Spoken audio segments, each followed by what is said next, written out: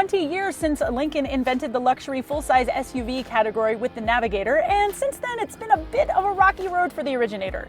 After all, these days when we think about large and in-charge SUVs, we mostly think about the Cadillac Escalade.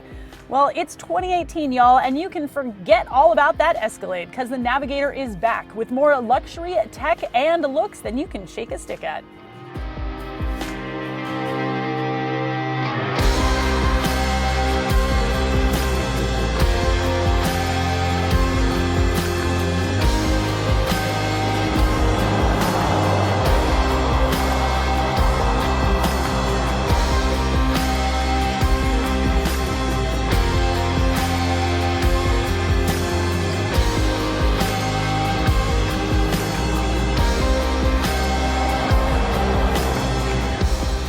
Driving a full-size SUV in the city of San Francisco can be a little bit stressful, so I've come out here to the country to test this 3.5-liter twin-turbo V6, which is putting out 450 horsepower and 510 pound-feet of torque.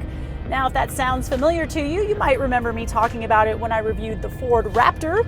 That's right, it is the same engine, and it provides more than enough power for acceleration, passing, and merging. Power gets down to the rear wheels usually, but I'm in the top-of-the-line 4x4 model, which also includes a low range. And like all Ford and Lincoln products with the 10-speed automatic transmission, this baby shifts really smoothly, almost imperceptibly, both up and down. It's not afraid to skip gears to make sure that you're always in the right spot, and it helps get an EPA fuel rating of 18 miles per gallon combined, which is pretty much what I'm getting here in the real world. And for those of you keeping score, that is better than the Cadillac Escalade and the Infiniti QX80. Now, when it comes to handling, I mean, it's a big SUV, so the ride is really soft and cushy, although it drives a lot lighter than it looks. Don't get me wrong, it is far from nimble, but still, it's not as ponderous as one might think. And there's also what Lincoln calls an Excite mode, which is really just a sport mode. It's going to firm up the transmission and the throttle settings and even give you a little bit of a firmer suspension that makes this guy leap off the line with a grace that belies its 7-passenger, 17.5-foot stance. But really, you're not shelling out nearly $100 large just for the way this thing handles. You're here for the luxury, and I cannot talk about the luxury without talking about what Lincoln calls the perfect position seats. So these seat backs are divided up into 3 sections: the headrest, the upper back, and the lower back.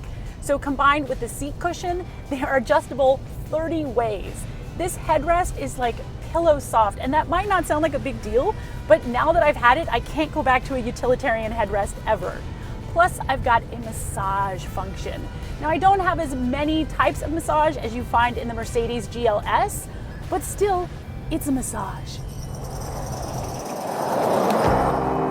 And the rest of the cabin is just as well appointed. The second row's got its own climate control, the third row can recline, and I can lower those seats from the back where there's 19 cubic feet of space behind the third row. Fold down that third row and you're looking at 57.5 cubic feet of space that expands to 103 cubic feet of space total when everything is folded down. Unfortunately, since I've got the second row captain's chairs, my flat load space is a little hindered by that center console, so if you know you're going to be loading a lot of things into your vehicle, I recommend to get a bench seat for the second row.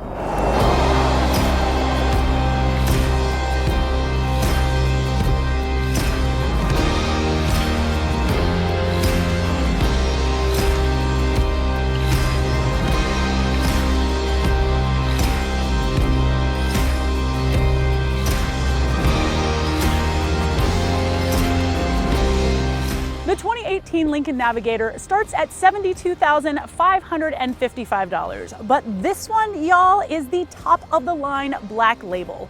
And including those awesome massage seats and its really beautiful blue paint job, you're looking at $97,900, but that's after destination. But hey, look at it this way. This is a fine price for the Navigator, which has finally found its way to the top of the class. So what do you think about the Lincoln Navigator? Does it have the chops to beat the Cadillac Escalade? Tell me what you think below, and be sure to subscribe to us right here on YouTube.